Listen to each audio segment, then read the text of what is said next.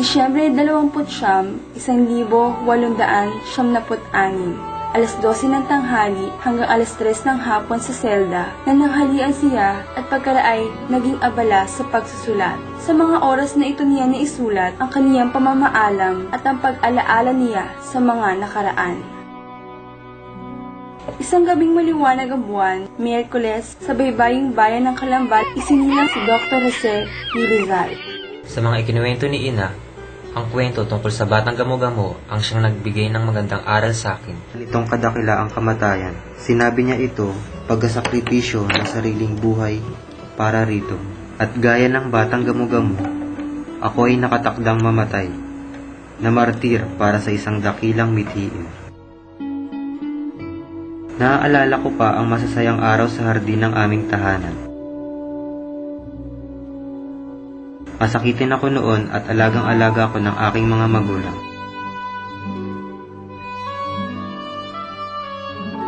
Nagdarasal kami araw-araw. Tuwing orasyon at pagkatapos ay kukwentuhan kami ng mga kababalaghan. Ipinadala ako sa binyan.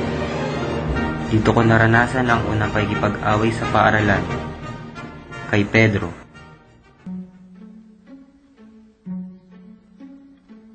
Nahilig din pala ako sa pag-ukit. Ito ang unang mga naukit ko gawa sa putik. Ang mga unang obra maestra ko. Huli ko na naman silang nakita.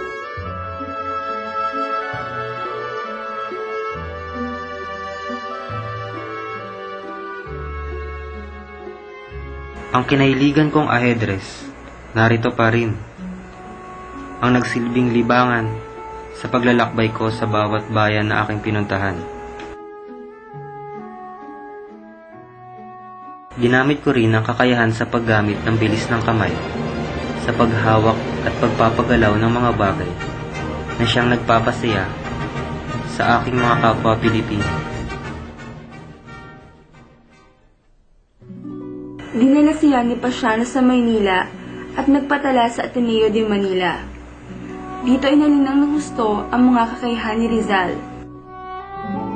Si Padre Sanchez ang naka-impluwensya sa kanyang pagsusulat at si Padre Pedro Villaclara naman sa kaunlarang pang-akademiko ng bayani.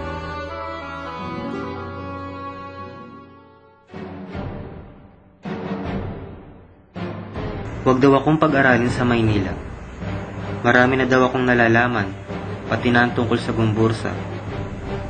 Baka daw lamang ay mapahamak at mapugutan na ako ng ulo doon.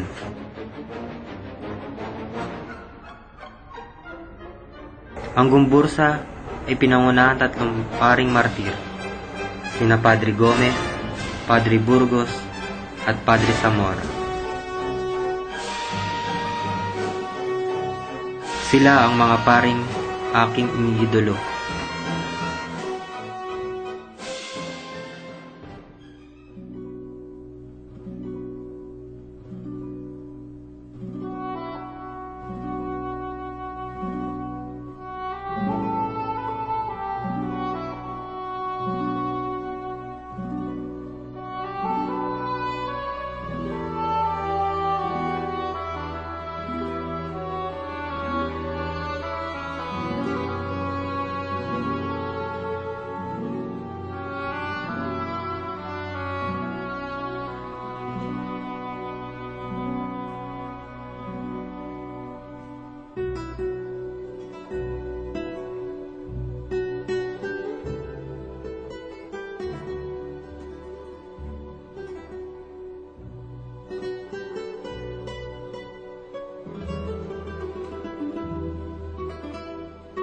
Hindi naging kasiyasiya ang pag-aaral ko sa Santo Tomas.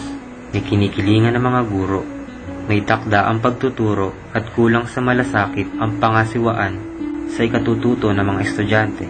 Natapos ko ang aking kurso at nagtamo ng karangalan sa kabila ng hindi magandang pagtrato ng mga dumili kong guro. Nagbunso dito sa akin na magpatuloy ng pag-aaral sa ibang bansa. Lingid sa kaalaman ng aking mga magulang, lihim akong nakakuha ng tiket papuntang Espanya sa tulong ng aking kaibigang si Chenggoy. Ninais kong pag-aralan ng buhay, kultura, wika, kaugalian, industriya, komersyo, pamahalaan at batas ng mga bansang Europeo, nang sa gayon ay maihanda ko ang sarili sa dakilang misyon ng pagpapalaya sa mga kababayang inaapi ng tiranya ng Espanya. Sa La Solidaridad, inilathala ko ang mga sanaysay ko upang sagutin ang paratang ng mga Kastila na ang mga Pilipino ay tamad at walang sikap. Pinangatwiranan ko ang nasabing kapintasang ito ng mga Pilipino. Taong 1884, naging lisensyado ako sa medisina at sinundan ang pagiging lisensyado ko sa Filosofiya y Letras. Sinimulan ko ang Noli Me Tangere. Lubos ang paghihirap na naranasan ko sa pananalapi at lalo na sa pangungulila sa mga mahal sa buhay. Gayunpaman, ay naipalimbag pa rin ang aking Noli Me Tangere. Nagkasakit ako at nanghina. Dahil dito, inanyayahan akong maglibot ni Viola sa Europa. Sa Leitmeritz sa Austria ay nakatagpo ko ang matalikong kaibigan na si Blumentritt, ang tanging taong pinagkatiwalaan ko ng mahabang panahon. Lumaganap ang Noli, subalit ipinagbawal ito sa Pilipinas. Pinigilan siya na huwag na umuwi pagkat siya ay pinag-uusig dahil sa aklat.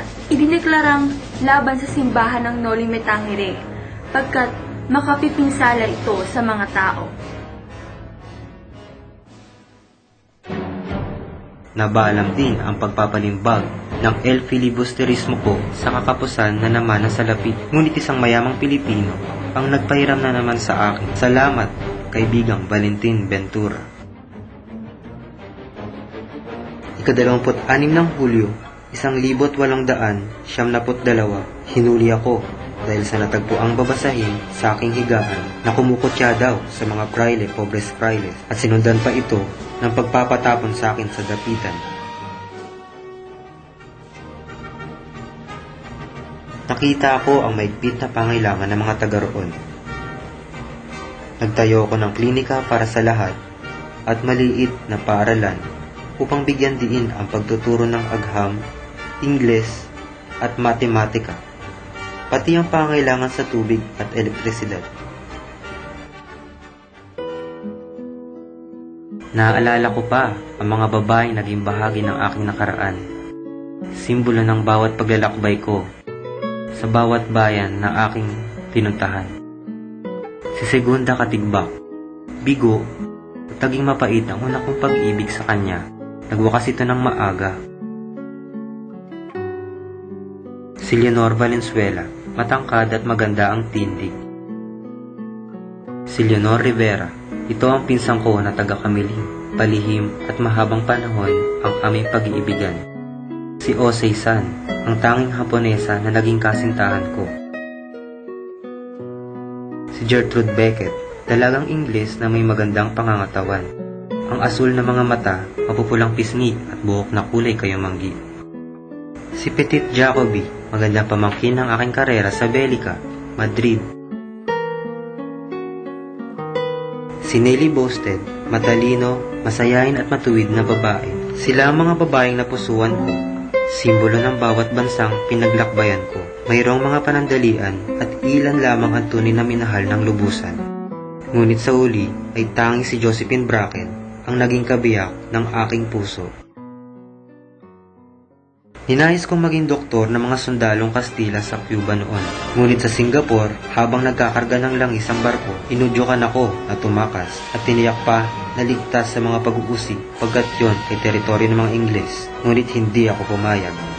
3 ng Nobyembre, 1896, itinuloy ako sa kapagdaka sa Fort Santiago. Sinimula ng paglilitis ng hukumang militar.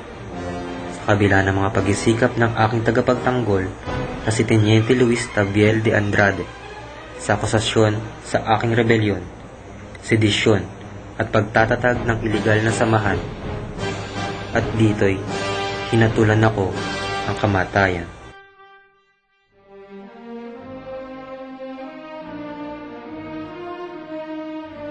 Mi ultimo adios. Mamamatay akong natatanaw sa likod ng dilim ang bukang liwayway. Kung kailangan mo ng pulang pangulay, dugo ko'y gamitin sa kapanauhan, nang ang liwanag mo ay lalong kuminaw.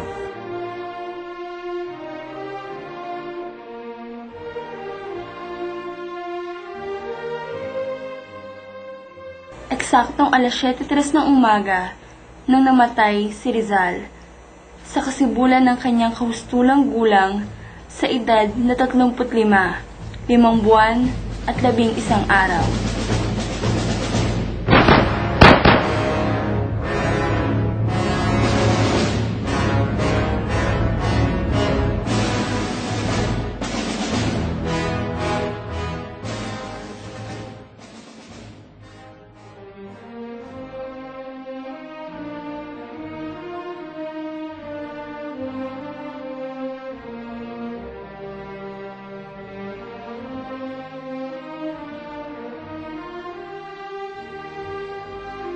Sa kanyang mga isinulat na gumising sa nasyonalismong Pilipino at naghawa ng landas para sa Rebolusyon ng Pilipinas, pinatunayan ni Rizal na mas mabisa ang panulat kaysa sa espada.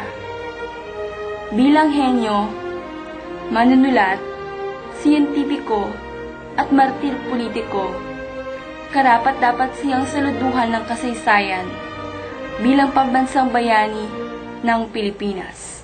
Bayang magiliw, perlas ng silanganan, alab ng puso, sa dibdib mo'y buhay. Lupang hinirang, duyan ka ng magiting, sa manlulupig, di ka pasisiin. Sa dagat at bundok, sa simoy at sa langit mong bughaw, may dilagang tula at awit sa paglayang minamahal. Ang kislap ng watawat mo'y tagumpay na nagniningning.